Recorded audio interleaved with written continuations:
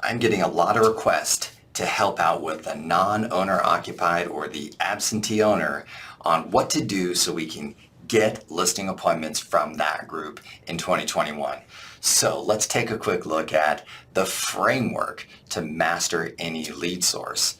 And I'll show you exactly how to take a ton of listings from this group in 2021. Hey guys, this episode is sponsored by my friends at Property Radar. Here's what I like about them. They're going to give us all of the data sets and criteria that you and I can use to go intelligently find the highest probability sellers in our marketplaces. And they're going to give us quite a few different marketing and communication and list building tool sets so that we can run campaigns in 2021 and take a ton of listings. So use my link down below at propertyradar.com/coachpf. With using my link, I will start giving you all of the best use sets between absentee owners, between the move up sellers in your marketplace, between the downsizers, and we will start playing with all of these different use cases and going and getting you a ton of listings. So jump on board and you are going to have some fun with me. So let's dive in. Step number one in any lead source is to look at your mindset. Number two is to look at their mindset. And then number three is to look at the skills and the scripts to be able to produce great results. All right, so let's dive in. First is your mindset. I've dealt with many real estate agents on every listing or every different lead source topic. And I say to them, hey, what do you think about this lead source? Now, you might have some negative thoughts that pop up. Well, I don't think that any of them will, Oh, there's probably not going to be any negative thoughts. Then you have limiting beliefs. Well, I've heard that they don't, I believe that they will, You need to keep those two things in check. Do you have any negative thoughts or limiting beliefs that would stop you? If I gave you the perfect strategy, the perfect direct mail, the perfect, data set to go get this appointment, if you've got those negative thoughts going in your head, I promise you your results will suffer. Next is their mindset. Understanding the customer's mindset, i.e. getting into the mind of the prospect. One of the most famous marketers in the world said, if you can enter into the conversation of your ideal customer, the conversation that the spouses are having last night about your product and service, then you will win the game in marketing. This is a beautiful example. So it helped me to really think about the customer's journey. Where are they at? What's important to them? And of course, what services could we offer that they would actually see a lot of value in? So as we reflect on the absentee owner, whether or not they own this property and it's rented and they still live in the market, whether or not they live out of the county and or out of the state, which we can get access to those lists. If you think about what they would value from us as the local real estate agent, what would they want to hear from us about? What would they appreciate that we shared with them?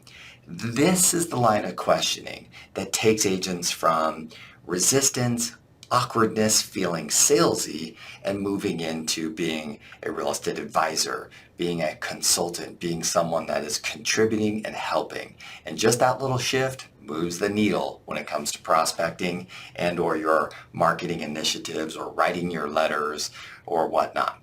So their mindset, your mindset. Now let's jump into the skill sets. So there's a couple skill sets. Whenever I teach someone a new script or a new lead source, I also just review the basic strategies. Do you have an introduction that is solid? Are you able to understand and identify the basic reflexive no that they'll give you up front? Do you have some of the best questions to ask? And then, of course, do you have a close that is going to work, right? And then is there a default follow-up game plan that makes sense? So these are the basic skill sets that we got to look at. So let's dive in and have some fun. When you are introducing yourself, let's just say it was a cold call because that's the hardest thing to do. The two things that I've learned about this is, number one is introduce who you are and make sure you reference that you are a local real estate agent, that you live right here in the community, or that you work and serve right in the community in which their property resides. That reduces a lot of resistance. Number two is explain the reason why you're calling and be very clear about it. So when you say, hey, I was following up on your property on Banana Street, they're like, oh, so you're a local real estate agent. You're calling me about my property over on Banana Street. What I found is when you do those two things, it reduces their resistance to you, i.e. the the hello to hang up factor goes down. So you get hello to increase more conversations, and that's what we're looking for. The next skill set is the reflexive no. You just got to understand that basically whenever we as a salesperson call anyone who is thinking or considering buying or selling, they're usually going to have their initial guard up and give us a reflexive no. How does this translate? So we will probably say something like, hey, this is Patrick. I'm a local real estate agent right here in Solana Beach. And I was calling about your property that you have on Banana Street. And the reason for my call is I wanted just to find out, what are your plans for the property this year? Now, they will probably say something like, I don't have any plans. They'll probably say something like, we have no plans of selling that property. They'll probably say something like, we're not in the market to do anything with it right now. Those, I just expect those reflexive responses to occur. So don't be alarmed. That's natural. It's human nature. What great prospectors do is they move past the reflexive no and they move to skill set number 3, which is open-ended questions. See, most people don't understand that a script is just simply a series of open-ended questions, and an open-ended question is just the start of a conversation. So do we want to have great questions that engage in a real estate conversation about their property, about their plans, about their thoughts and insights about the market, about what they would do with this equity if they were to choose to sell the property? Of course, these are great conversations for us to have that would help us to determine if they are the ideal customer. Okay, so let's move to step number 4, which is the close. So if I go back to step 2, which is what do they value and what is the service that we offer?